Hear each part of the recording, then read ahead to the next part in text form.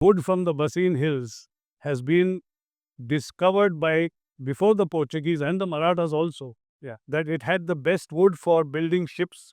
They built better ships for the Spanish galleons and the Portuguese Armada from the wood of the Baseen Hills, because those ships went 4 or 5 times from there to here, whereas wood from Portugal or Spain, their ships didn't even go once or twice.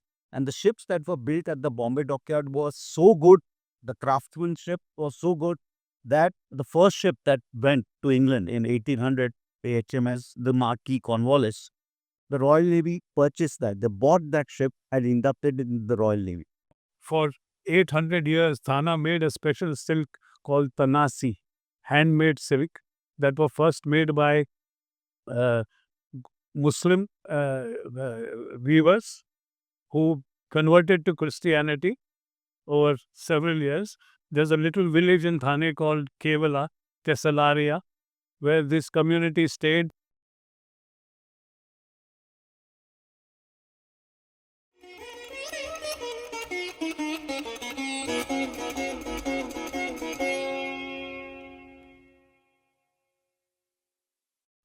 Now, the three books we have are very, very different while being sort of rooted in Mumbai's maritime ethos. We have something called The Gateways to the Sea, very recently published. It is anthology of all the small, medium ports of Mumbai. When we talk of Mumbai port, you only think of Gateway of India, or at best you could think of Sassoon Dock. But this book brings to life all the various ports of Mumbai, ancient times, modern times. It's a great book. It was published and released just about a few months ago, last year in Asiatic.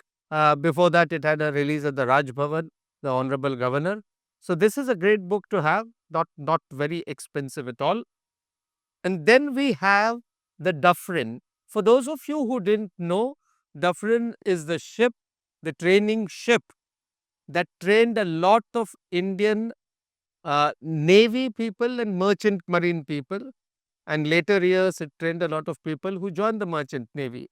And they plied the ships. So if today Mumbai is a city buzzing with trade, remember it's buzzing with trade because there are lots of ships at sea and they are manned by Indian seafarers. And the officers there are all those who've been trained at Dufferin. Being trained in Dufferin is very, very prestigious. Uh, I mean, we have books on, we have books, for example, on St. Stephen's. Nothing against Stephens.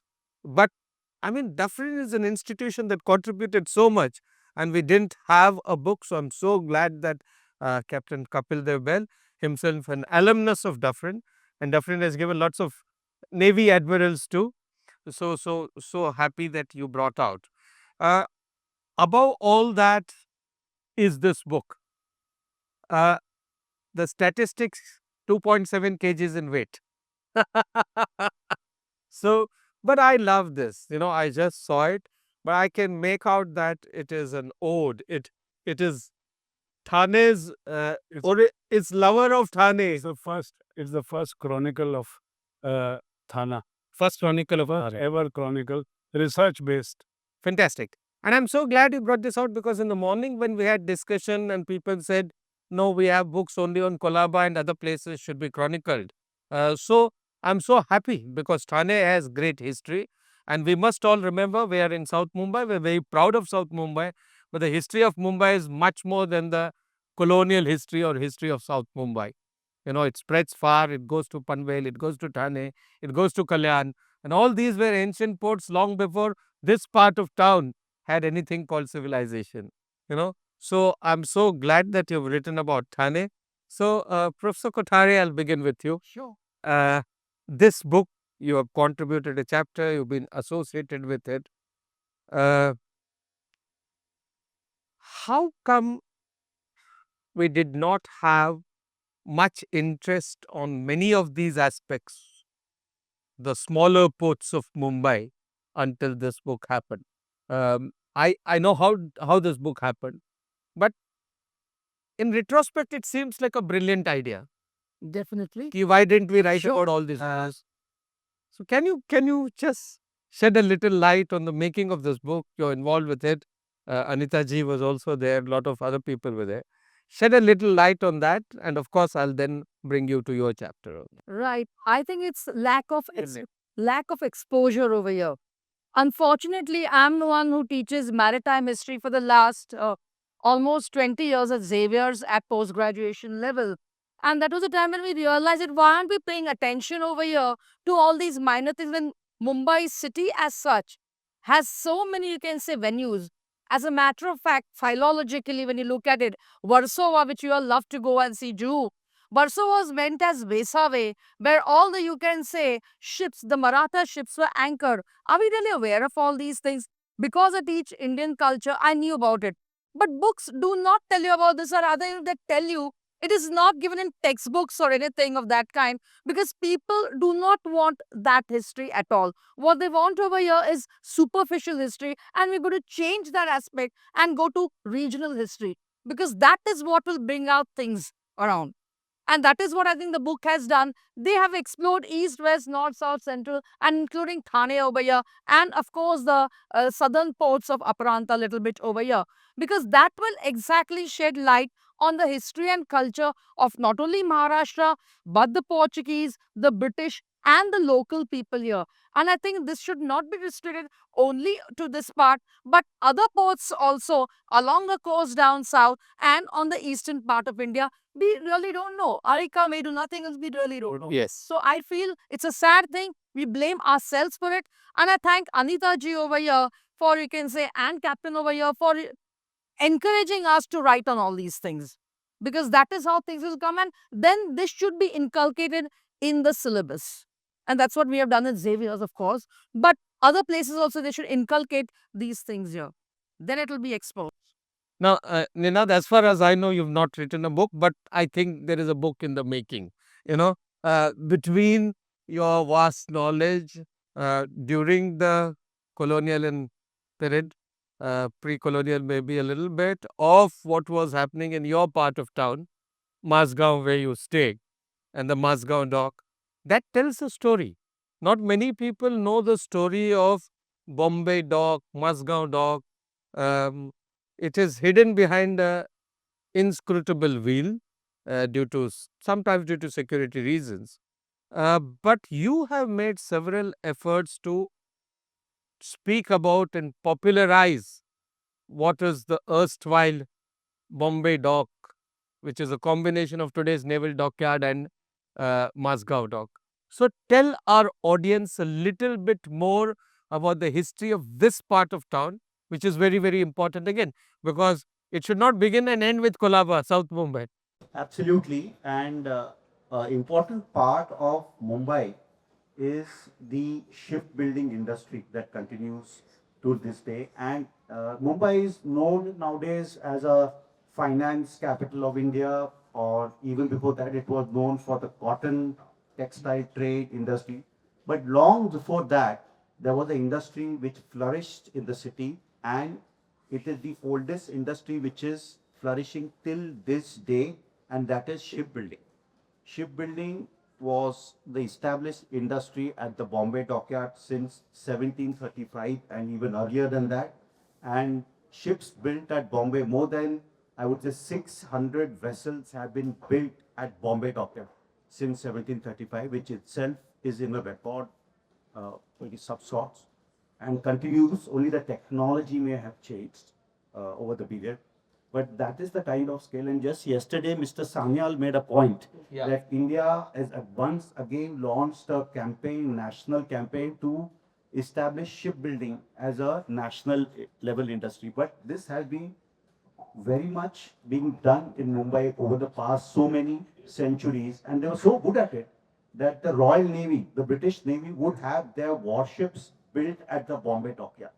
And we have a long list of warships, famous warships that participated in many battles or many campaigns for the Royal Navy that were built at the Bombay dockyard, just maybe 100 meters from where we are sitting.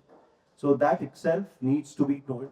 The vibrant shipbuilding industry, which now is being carried forward by Masgon Dock Shipbuilders. They have, again, they claim to have built more than 800 ships. But yes, that is the kind of figure that we are looking at. And this, without doubt, is the oldest industry in Mumbai. It predates cotton, it predates financial services, and it is still very much very active. So that is slightly lesser known facet of the city which needs to be told. Okay. Yeah, absolutely. I agree with you. Slightly lesser known facet, because when you talk of Mumbai, many people talk of it as a mill town, as a train town, you know, and of course, all of them do certainly characterize Mumbai. There's no doubt about that. But very few people talk of shipbuilding. It seems that the word of the shipbuilder, the seafarer, is often an alien word to the rest of the people on land. Maybe if they traveled more by ships than by trains, they might have recognized this aspect a bit more. But I'll come back to you to ask about other details of shipbuilding and the wonders, actually the worldwide wonders that happened during that time. But Behel sir, Dufferin used to be parked somewhere there. So we come to modern times. Geographically, we're moving little further. Let me ask you a very, very simple question. Again, like this Gateways to the Sea, Dufferin was a book waiting to be written. I mean, it's a national institution, for heaven's sake. Why did it not happen, and what propelled you to do it? I think the second answer is in the first, but go ahead. Thank you, Commodore. Commodore, actually, you're right. The academic answer to your question, of course, is that the usual we must study the past, understand the present to plan for the future. But that's okay. That's the usual answer. The reality is that this ship, the Dufferin, actually laid the foundation for the Merchant Marine and the Indian Navy. And not only in India, but in fact, in many countries in South Asia. Nobody had a training ship at that time. So that was, for me, a very important aspect. The second reason I realized was that the Industrial Revolution had taken root, and the traditional Indian systems of training, which means mentoring, the Guru Shishya Parampara sort of thing, was gradually not relevant because we were standardizing training systems all over the world. And Dufferin bought that standardized training. Earlier, we would have a more personalized sort of training. Shipbuilding was a very personalized thing you taught to your students. But today I want to share with you actually another reason that I started this book is because I don't see the world in black and white generally. For me, it's a very nuanced sort of shades of gray. I look for individual stories. So it's very pleasant to walk in the woods. It's back to nature sort of thing. But to me, the trees and the forests are not so important. It's that individual plant.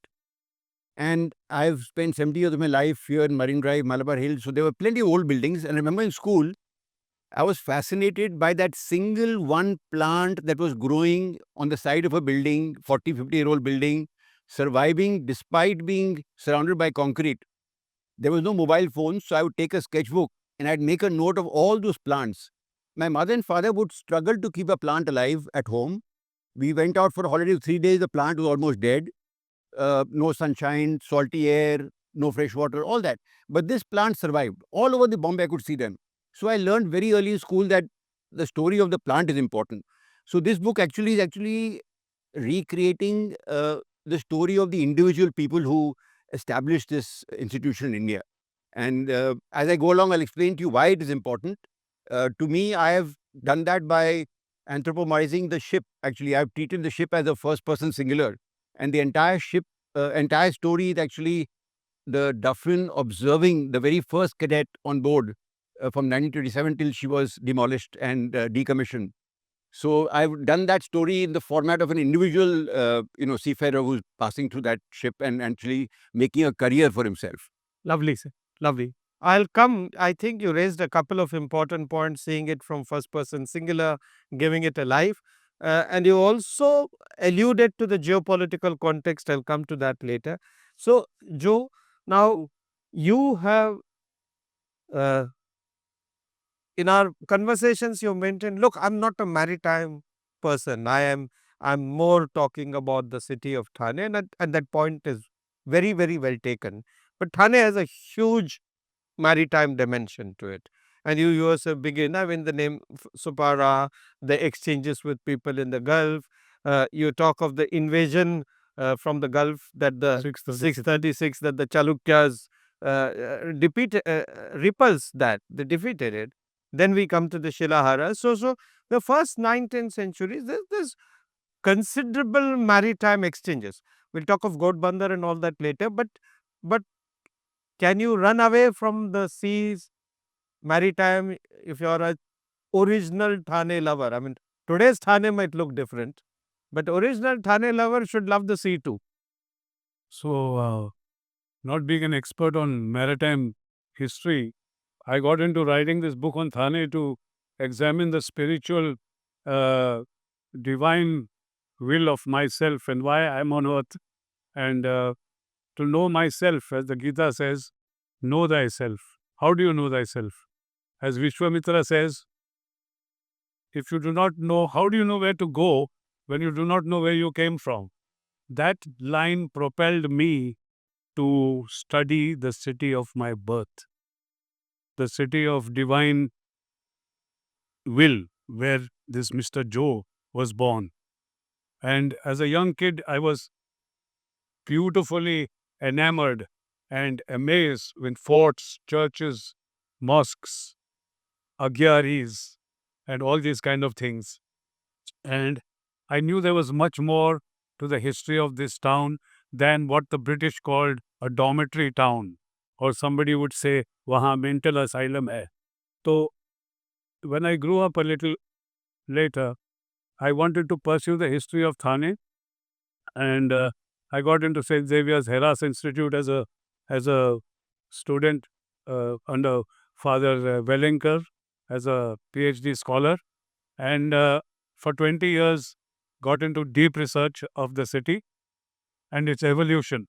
So, from an overview of, I started with King Solomon's ships coming to 1000 BC, coming down the creek to some place called Ophir, which is, according to 70% of the world's historians, Sopara, and read about the trade that his ships took goods from India for the building of the Temple of Jerusalem.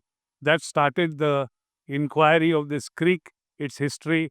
Then I came upon magnificent stories of 1290 AD.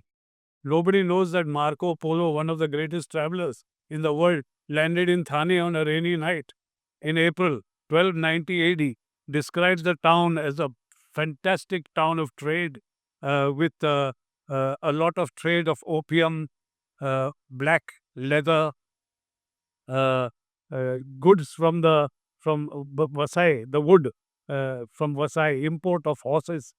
And Marco Polo's definition of 1290 AD told me so much more about Thana, the port of Thane, the trade that went on with southern Arab countries like Yemen and Aden, where those goods would go to the Levant across after they were sent from here by even pre-Islamic times. So Arab traders were on Athana belt, Abyssinians, Jews before Christ. There's a Genza records that were just discovered in Egypt that mention 3 lakh documents, of which there's a letter found from a sailor in 20 AD in Thane saying he's not coming back because he's so happy about the trade and the wealth he's making here. He belonged to a trade union, a shipping union, trade union in 20 AD in Thane. This letter was just discovered in about 1975. They discovered these Genza records. So from various kind of discoveries, from travelers visiting, from then Silaharas, of course, from 800 to 1200 AD, then the Islamic times, the Gujarat Sultanate, and all the history of that thing with the ports, then the Portuguese entry, 1935. So my book profiles how the coast and the peoples of that coast evolved. I want to kind of bring a respectability to Thane that, to me, Bombay is a baby. 1600 AD, the census of Bombay says there were 3,000 coolies and one Portuguese landlord. This is Bombay for you. For those who know what Bombay Island is. 1600 AD, Garcia de Orta, a Portuguese landlord staying somewhere in Malaba Hill, and 3,000 coolies. This is Bombay. Thana has had 5 or 7 cycles of birth, progress, decay, and all that. Sobara, Thana, Kalyan, these old ports. One of the things to go further in port shipbuilding, the wood from the Baseen Hills has been discovered by before the Portuguese and the Marathas also. Yeah. That it had the best wood for building ships. They built better ships for the Spanish galleons and the Portuguese Armada from the wood of the Baseen Hills, because those ships went 4-5 times from there to here, whereas wood from Portugal or Spain, their ships didn't even go once or twice down the same route from the west coast to. So the wooden the trade of shipbuilding was even at that absolutely that time. It's very old, and the Portuguese Empire sort of fell because all the soldiers, the Doms and the Fidalgos, became traders instead of naval warfare, and they started selling wood from the Baseen Hills to all over the world and importing horses. So the story of Thane is a magnificent story of, I call it a cup which I have lifted from the civilization of India. It's just a cup, but it encapsulates the civilization for 2,300 years.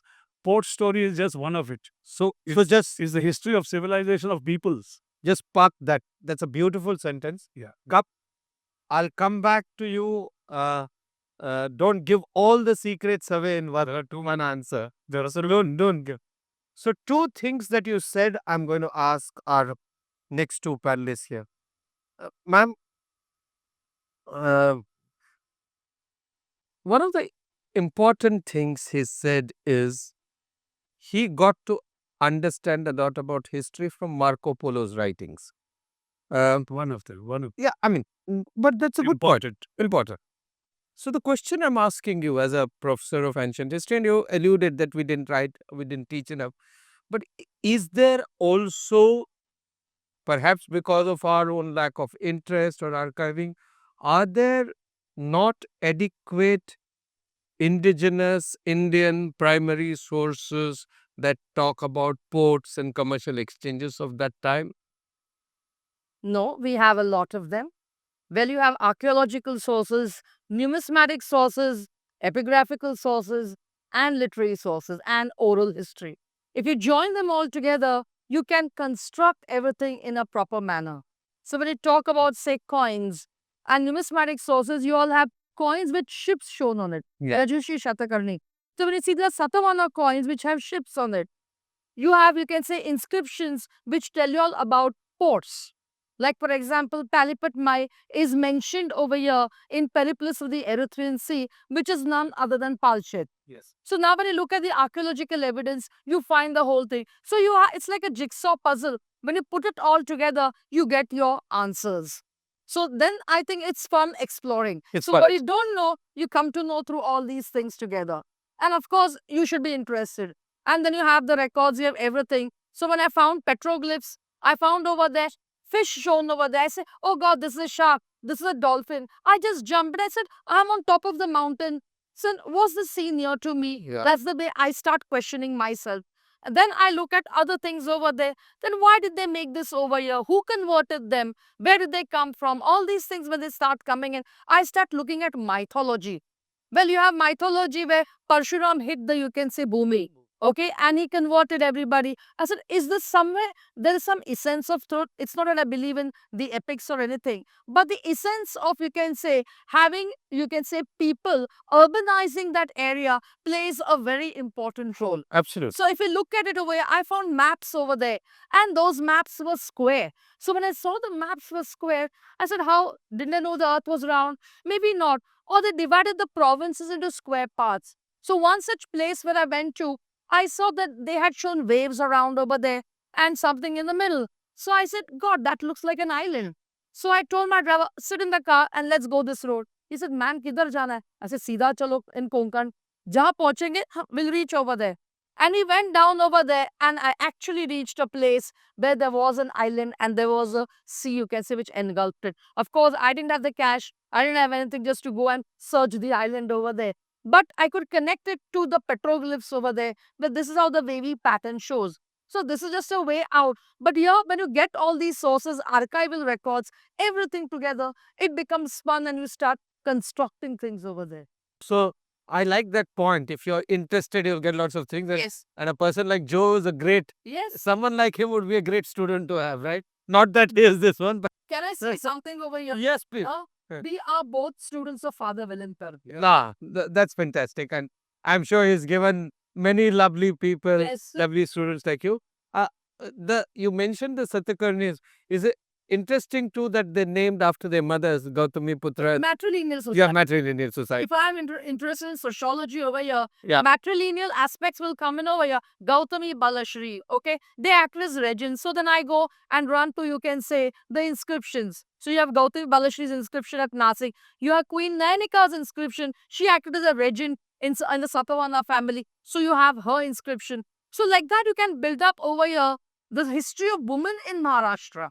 Absolute. So that's a trail which you can take when you start working on these aspects. Of course, you got to have a little weird mind. You can't go in the, you can say, theoretical stereotype manner. If you just think beyond, you get your answers. All historians have weird minds. Anyway, that I'm including all of us here. Okay. You know, no, Ninad, the other point he made about the teak, the teak that made it possible. Thornabasin Hills. You mentioned about the teak of Maharashtra, you mentioned about Malabar teak. I mean, we're talking of another 500 or 200 years after the Portuguese time. But talk about the quality of teak on the Indian coast and how did that help Indian shipbuilding? Happened rather by accident, I would say. There was a law in Britain till about the 1770s that their premier warships, the warships of the line, the biggest warships of that era, could be built only of English oak and only in shipyards in Britain. That was the law in Britain at that time. So they couldn't build their ships outside. And because Britain was constantly at war at various places, they had a huge demand for warships, which resulted in a shortage of oak trees. A lot of oak trees would get cut down. Roughly for a medium-sized warship, it would take roughly 3,000 trees for one ship. So that's the kind of trees that were required, and there's a big shortage of trees. And so the Parliament passed a law around 1771 or thereabouts. The East India Company would not be able to build their ships in England anymore, but they were free to build them in any of the colonies. That accident forced the company to look for an alternate raw material to build their ships. And Malabar teak, which was plentifully available in India, emerged as a prime contender. And over the period of time, they discovered that Malabar teak had a longer life. English oak ships would last for about 15 years, whereas Malabar teak ships would, on an average, last for 25 to 30 years. We also have some examples like HMS Ganges, a wooden hulled ship, saw service for over a century, 100 years of service on a wooden hull. So we had, and coupled that with the expertise that the Bombay Dockyard developed, that led to the Royal Navy then asking the Bombay Dockyard to build a couple of ships and experiment to see whether they could do it. And the ships that were built at the Bombay Dockyard was so good, the craftsmanship was so good, that the first ship that went to England in 1800, the HMS, the Marquis Cornwallis, the Royal Navy purchased that. They bought that ship and inducted it into the Royal Navy. And thereafter, they started ordering Royal Navy ships to be built at the Bombay Dockyard. One, primarily because of the superior quality of Malabar teak, and second, for the craftsmanship, the quality of ships that churned out from there. And they ended up building more than 100, 130 ships. Great. But I think in a sense, because you're concentrating on the British times with the naval dockyard, but I think by and large the coastal conditions being same, Sohail's book talks about how the Marathas also planted these huge amount of teak trees in the coast for building ships.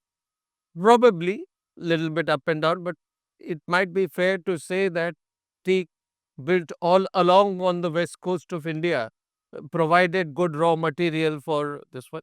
Just addition to that shipbuilding story, Sambhaji, after Chimaji Appa, he ordered, finally built around 200 ships in Baseen for the Maratha Navy from the wood from the Baseen Hills. This is finally, they started with 20 ships first, and then they grew to building about 200 ships with the wood from the Baseen teak. The Maratha Navy had about 200 various kind of. This is after the capture of the Basel. But before that, the Portuguese were building ships for the Spanish galleons from 1540. For 200 years before the Marathas even came to Vasai. So this shipbuilding business has been quite well documented with the Portuguese times, the Jesuit letters, all those sources of where we read our history. And it's quite an ancient tradition. Absolutely. And that No, I'll come to that. One more. Yes, ma'am. Yeah. Please. So, literary evidence over here for sir again. Well, he has shown us the archaeological evidence. We can refer to Yukti Kalpataru, Yes. which has got a whole history of how to make ships. Yes. So, I think this tradition was existing among Cheras, Cholas, Pandyas. Yeah. We are the ones who feel inferior looking at our Indian culture. We should have an English translation of Yukti Kalpataru. I guess so. Yes. So, that's for it now. Lovely. So, let's leap a couple of centuries. One of the things that's come out in sharp focus, sir, is this that after the, towards the end of the 19th century, the Congress gets formed, early part of the 20th century, one of the key demands of the leaders of the Indian independence movement is that the civil services should start functioning from India. And similarly, the armed forces should have Indian leadership. That's how now there's this, after World War I, over the span of next 10, 12 years, you have the Indian Military Academy starting. You have, I think, 22 or 23, the RIMC starting. Subbu sir is a product of that, and he just did the centenary.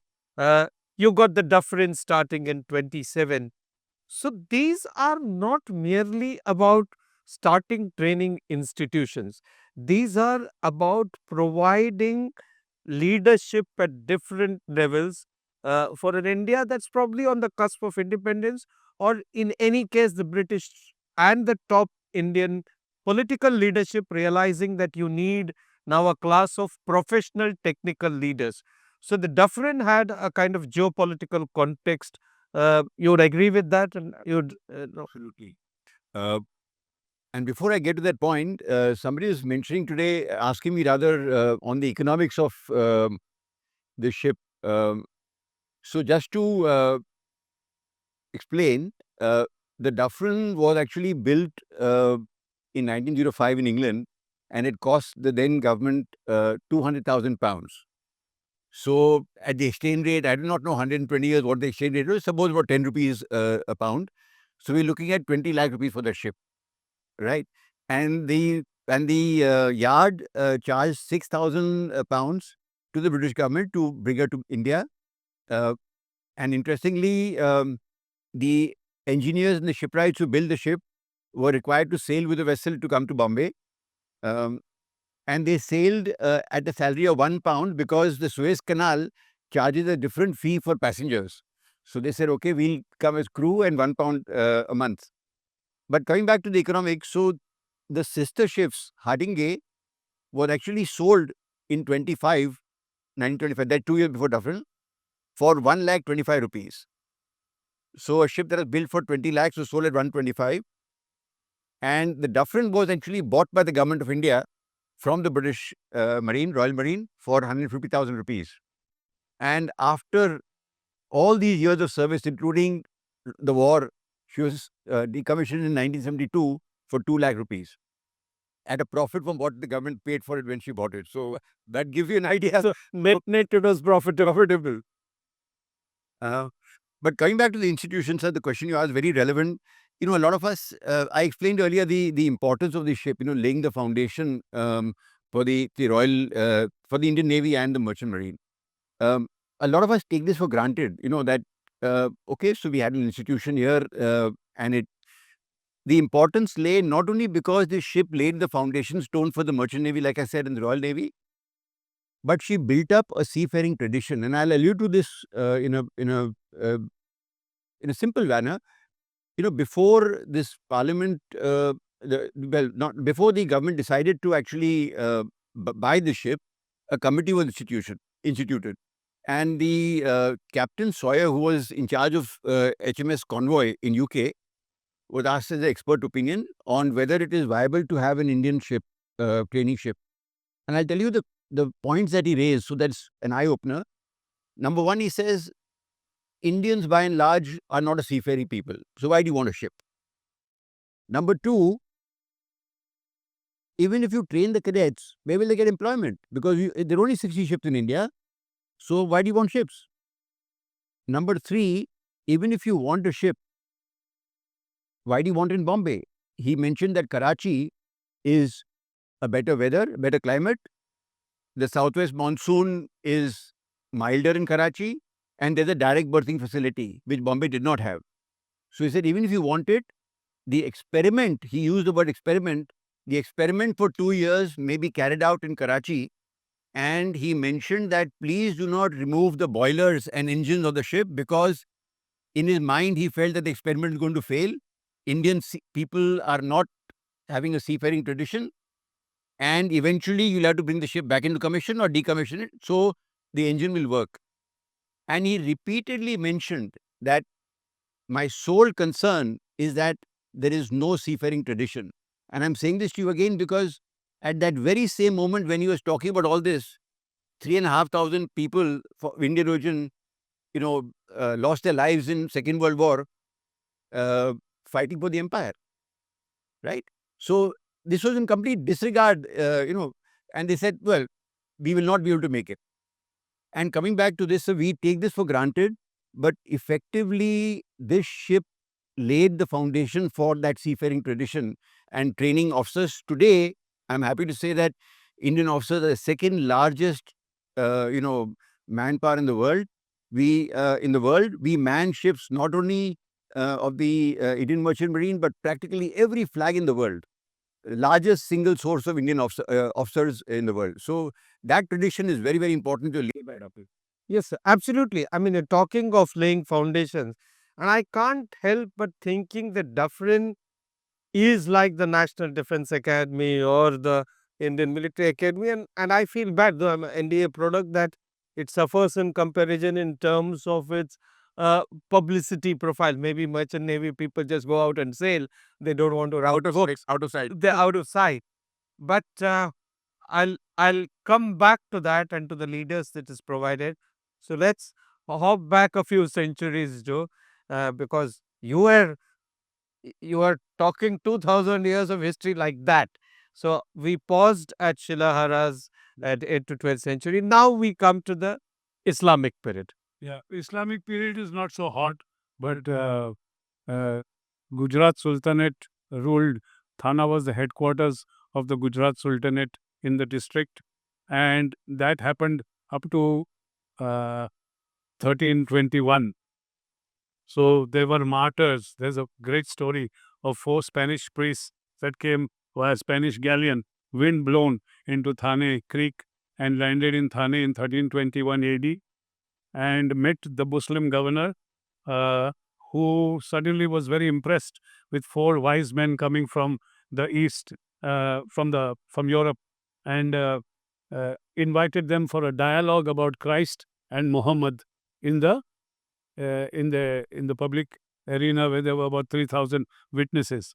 The description of the place is a higher ground in front of an old lake, and so on and so forth is described in those letters of the priests. And they had this great discussion about both the faiths, and it ended up in a massive turmoil where the Spanish priests, which were propelled by the crusades that were going on in those years, went, all hell broke loose in the court, and talked about the Prophet as in very derogatory terms, and therefore the governor ordered them to be sort of thrown out of the town. Otherwise, they would convert a lot of people by the kind of blasphemous talk that they're doing, and had them decapitated at the Kalwa Creek.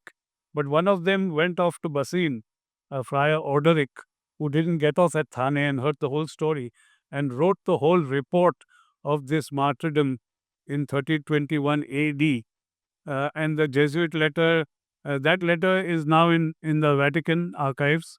And I read that letter myself, and copies are available all over, describing the port of Thane, like Marco Polo did in 1290 AD.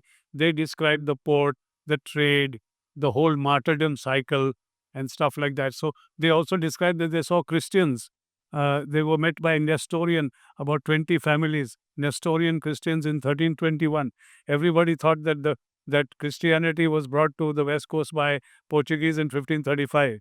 But Christianity actually came to India when Jerusalem burnt in 70 AD. The Jews and the Christians fled in all directions, and some of the directions they went to was the west coast of India, because there was already trade happening for 1,000 years before. They knew this process. So early Christians and Jews fled into India. Alibag has a great story of the ship crash, and there's a Washington monument there in commemoration of those families that died. Very early history of the coast of, West Coast. So Thane's stories are never ending. The 1321 martyrdom story, which showed Christianity there long ago. Then you have the silk trade. For 800 years, Thana made a special silk called Tanasi, handmade silk, that were first made by Muslim weavers who converted to Christianity over several years. There's a little village in Thane called Kevala, Thessallaria, where this community stayed and continued to weave this beautiful handmade silk till about 100 years ago. This silk was exported to China. It's corroborated in letters from St. Francis Xavier, who in Goa, from Goa, would write to his priests there was a college in the Pokhran Hills, Jesuit college, called the Jesuit College, in 1578, where Francis Xavier would write to those brothers, Brother John, when you come to Goa, please bring me bales of that Tanasi, which I will wear for my vestments and my altars. So I was enamored by this major silk manufacturing story in Thane, which the British continued in the Thana jail after they conquered in 1774, when the British liberated Thane from the Marathas. They had the Thana jail fort converted into a jail, and this silk business continued there. They used to make carpets and stuff. So that's another fascinating story. You're telling me a different ancient Silk Route or medieval Silk Route. So, Professor, Thane stories are eternal, and so are stories of all other ports and all the books that you have written. So, tell us a little bit, for the listeners, for the viewers, about the ports described in this book, and pick up your favorite. My favorite. Right. Tough now, choice. Whatever. I like them all Yes. because I love visiting them. Of course, we do have heritage walks. They're free. That's a different thing. So, one thing which I like over here is they have described the various parts of, you can say, Mumbai, and they've included Thane also in it a little bit, but I don't think so it is as large as Sirs. So we take it with a pinch of salt. Yeah. But that doesn't matter. So there is Sopara, there is Vasai, there is Mud Island also, Mahim before Mumbai. But here I would like to tell you something about Versova and Mud Island. The thing is, I'm a Sobo girl, but who got married in Malad. And that's how I got fascinated with Mud Island. So that is the main thing. And when I saw Mud, I of course explored it. Like I think Mayur has explored, but more than him also. I jumped to some of the unknown islands over there, which people are not aware about. He has mentioned a bit, like he says Ambwa, what we call it as, and there's a circular bastion over there. If anytime you want to go, I'm there to take you all over there by a small boat. But what was so fascinating about those areas is that to have a circular bastion at the rear end is something really very fascinating. It's like a checkpost which you all have, and not many visit mud islands. You should go to Danapani and all these places and really explore it. And Mayur has done a good job over there about it. Yeah. So then you all have Mazgaon. My favorite naturally will be over here, of course, Kalyan Thana, where all the ports. We have history of Jawaharlal Nehru Port also over here. And when Sir speaks over here about docks of Mumbai, my fascinating, of course, will be Bau Sadaka. Absolutely. I was going to say that. Bhausa Dhaka is by far, I mean, Sassoon, all are great. But Bhausa Dhaka, I really was, swayed by that. Yeah, and the main reason over here is I'm very proud to say that actually I was very sad when I was a kid because everybody would go to the native homes. And I would ask my father, why aren't you taking to my native home? He said, your native home is Mumbai. There's no other place. I said, why? You're a Pathare Prabhu. Okay. I said, and then I came to know the whole story. I became with Pratap Bimbovaya, etc. After you can say Alauddin Khilji, you can say kicked us out from Patan. And there, I think I eavesdropped when you all were talking about diaspora. And I thought about ourselves when we migrated to Mumbai and we became Mumbaikars over here. And here I was fascinated. I said, why are you ashamed of yourself? See what your great great grandfather has done. I said, what? Bauta Dhakka. Yeah. Okay. And I said, he did it. Yeah. And he took me as a kid over there. See, Bau. And Baunche Nath Kon. I said, Kon. Bai. Bai means my great grandmother who was alive at that time very much.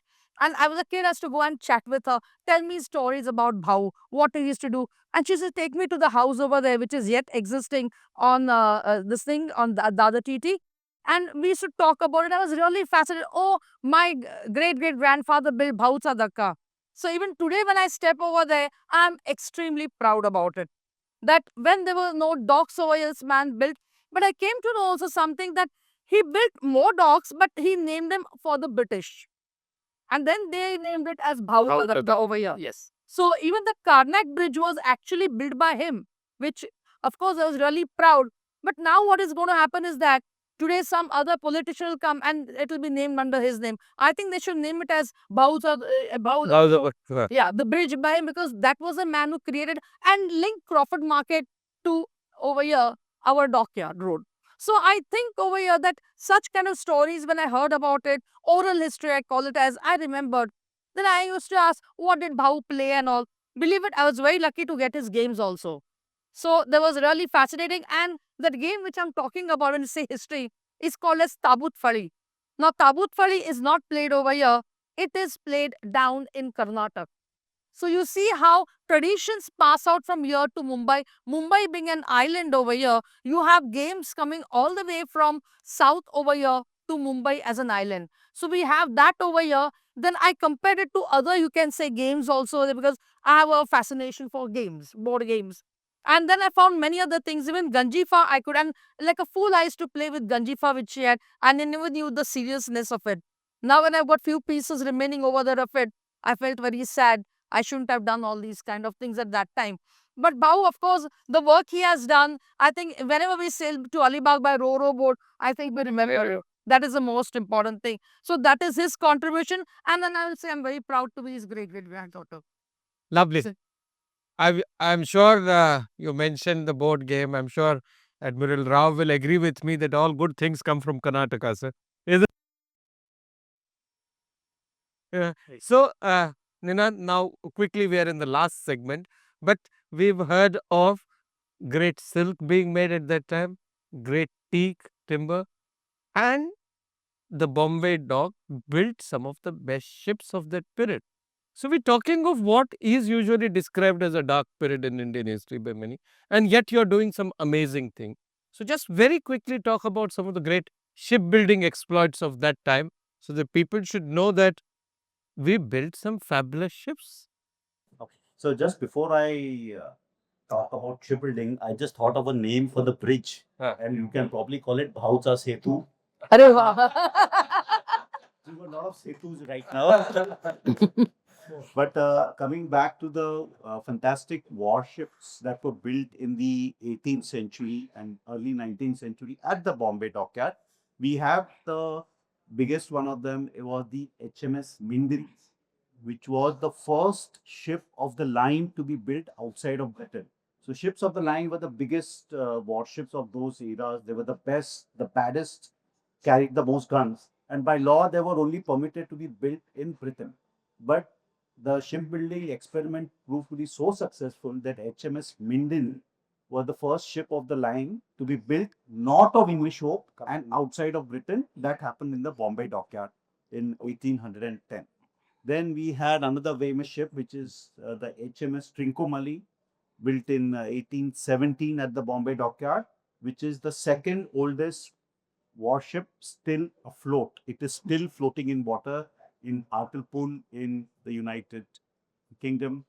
We had the HMS Ganges, predecessor of the Ganga, which saw a century of service. A wooden hull saw a century, 100 years of service. And then we had another ship called the HCS Punjab, which was the fastest ship of the era, which has done the Australia to England passage in just about 200 days or something. Which would sail at 14 knots on wind power. No engines at that time. So that was incredibly fast for a ship of that age. So these were some of the ships that were built. And I would just like to add one more very interesting thing about this, how the shipbuilding industry contributed in Mumbai becoming the gateway to India. Gateway of India. Before the 1820s or 1830s, to come to India from Europe or Britain, you had to sail round Africa. And it would take the same time to reach Mumbai or Bombay and Calcutta. It would take about 4 to 6 months, depending on the wind and the passage that you want. In 1820, in Bombay dockyard, around 1829, the first steamship was built in Bombay dockyard. Not in India, there were other ships built, but from the ship, the Thomas Grenville, it sailed from Bombay to Suez in 21 days and started the route what was known as the overland route. There was no Suez Canal in those days. You had to go to Suez, cross the desert, about 17 miles of desert on camelback, and get onto the Mediterranean Sea, and then again get into another boat and sail to England. So this overland route, thanks to the steamship that was built here, reduced the passage from Britain to India from 6 months to 2 months. So Calcutta, then no longer you could come to India via Bombay in 2 months rather than 6 months it would take you to reach us. So that effectively made Bombay the gateway of and to India. And that has been continuing. So you had then the geopolitics changed, say Bombay, it changed. And then Bombay became the foremost, the herbs primer. Ups private. In this. So over the next 30, 40 years, you have the railway, you have the Suez Canal, then Bombay gives you the link to Northwest Frontier Province. You can come from Europe, and without setting foot in Bombay, you can go all the way to Northwest Frontier Province. So, sir, no institution comes to life without the great names. And now in Dufferin's case, it's produced some outstanding alumni. Its first topper into entry and the first Viceroy's Gold medalist was a gentleman called R.D. Katari, who subsequently became the first Indian Chief of Naval Staff. We had lots of people, Soman, Chakravarti, Chatterjee, Nadkarni, Avati, all who are ex-Dufferin. But tell us about other people who went into merchant marine and contributed in a huge way, apart from these names, because names lend certain character to the institutions. And I'm reminded of a sentence I've written in the book when I was trying to recount the stories, individual stories. Like I said, all my life I pay more attention to the individual story than the forest, and I'm looking for the individual strengths. And the sentence I use is that there is a fine line between being famous and being a legend. And Dufferin has produced legends. You named, and I've covered the stories of each of these gentlemen, starting from the very first Chief of Naval Staff. Subsequently, we had a string of officers who went around to actually establish the Indian Merchant Marine. And I can tell you that what we take for granted today was not simple, because I just add to that last sentence I made about the British attempt not to allow an institution here. Finally, when they found that there was a lot of lobbying to get the Dufferin to start the Indian Merchant Marine, as a last resort, um, a report was tabled, says, okay, if you do want to train your Merchant Navy officers, send them to HMS Convoy in UK. And the reason they gave was, is a better climate in UK. They learn English from English masters, and the word they use is, they will learn the value of seafaring tradition from English boys who already are imbibed with that. So nothing could be further from the truth. We just didn't have an opportunity. But coming back to the individual stories, I have recounted individuals who have made a difference to the Merchant Marine and to India at large. So one thought that comes to my mind is, when India got independence, our training establishments, our colleges, our universities were in turmoil. There's a change in guard, there's going to be a change in curriculum, syllabus, new masters, new teachers. The question I asked the son of one of the people who were passed out from Dufferin, Captain Amirapu, and he said, Captain Halve rather, I said, so what changed on the Dufferin on 15th of August 1947? And his father replied, he says, the only thing that changed was that the British ensign came down aft and the Indian ensign was raised. Otherwise, the institution stood exactly. And that gives you an idea of how much that traditional systems, maritime seafaring traditions, were imbibed and continue till this day. Nothing changed. Also, I remember another incident where there was an engineer so earlier Dufferin had, of course, deck officers and engineers passing out. So there was one engineer who, after 27, 30 years at sea, joined the Chennai Port Trust and then subsequently the Indian Railways. And he recounts the story of the 1964 cyclone, where we had this Mandapam Pamban bridge leading up to Rameshwaram, and then the ferry would take the passengers to Talaimanar in Sri Lanka.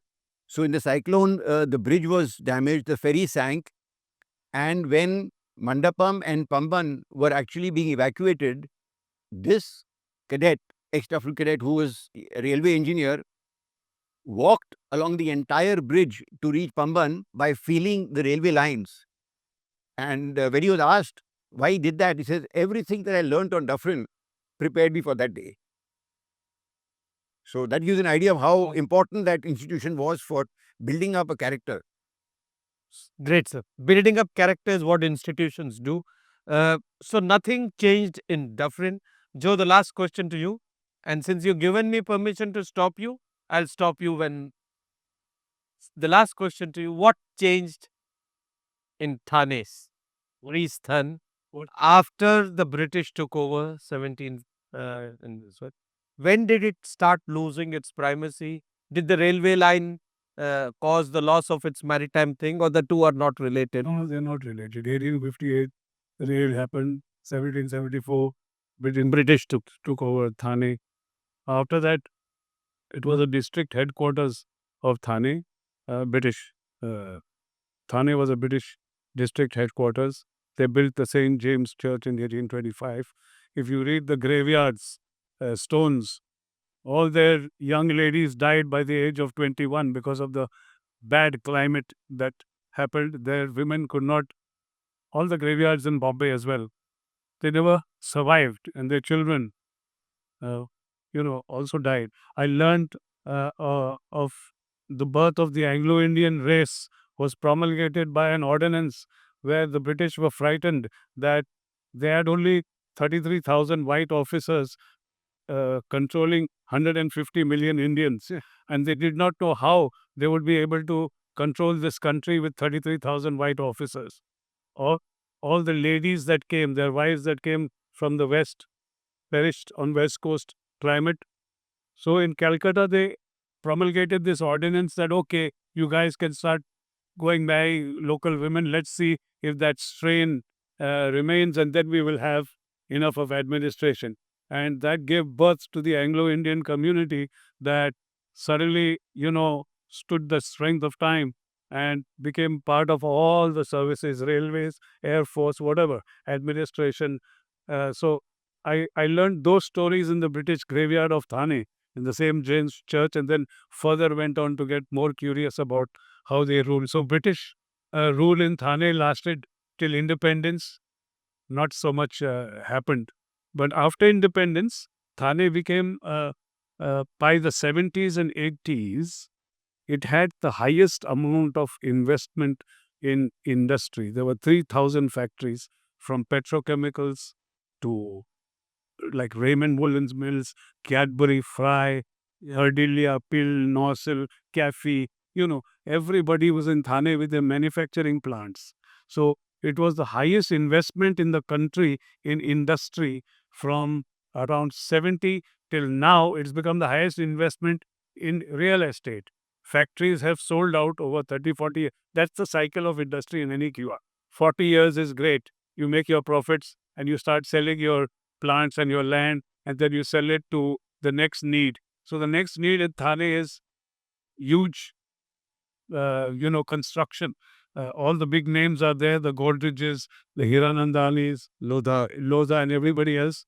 All the plants, Bayer India, everybody is selling out their factories, closing down, relocating, and now it's become the biggest destination for good housing. So it had its cycle. I mean, my chronicle is like a 2,200-year-old chronicle of the evolution of a city and its environs and the peoples therein. So um, I'm just happy that I traversed that whole path, and I've gone into all the little bylanes of history with communities and with, I mean, whatever, because it's a universe to talk about, and you cannot put it in one small discussion. But I'm happy to be part of this luminaries here on stage. I'm not so highly qualified in terms of the subjects that they spoke of, but I do my own little book writing, and now writing on a book on Basin. Thank you so very much for being this lovely audience.